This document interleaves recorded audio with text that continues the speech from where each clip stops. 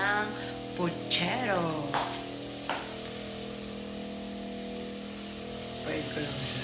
Naghiwa na ako ng bawang, kamatis, onion, and sili. Gusto ko kasi maanghang. Wala kasi akong broth cubes eh. Ito lang. Ayoko nang bumalik sa New Era Malayo. In this one, and pechay. Ang alam ko, hindi pina-fried to. Sabi ni Ate Fried daw. Oh well. Tingnan natin. So, lalagay ko na ang sibuyas, bawang, and kamatis.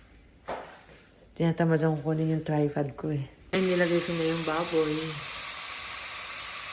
Nilagay ko na siya. Hintayin ko lang lumambot yung baboy. Ayan na siya! Charan! Susunod ko na ito mamaya. At saka yun, titikman natin ang masarap na puchero. Dinner ng aking partner. Kasi parating na yun mamaya. Galing sa duty.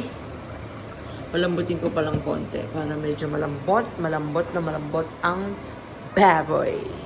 Nalagay ko na ang Baguio beans.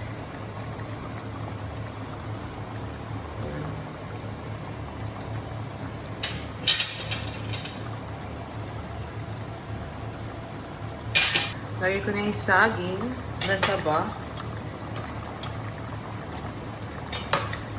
And yung potato, kanina na iprito ko na hindi naman dapat iprito.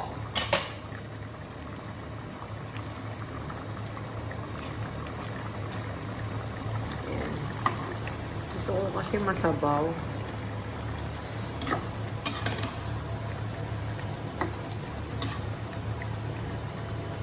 Naprito ko na yung saging, di ba guys? Check natin yung puchero. Ayan na po siya. It's already done. Hintayin na lang yung boss ko. Hi Mom! How are you? Bye guys! Thank you for watching. See you again in my next vlog.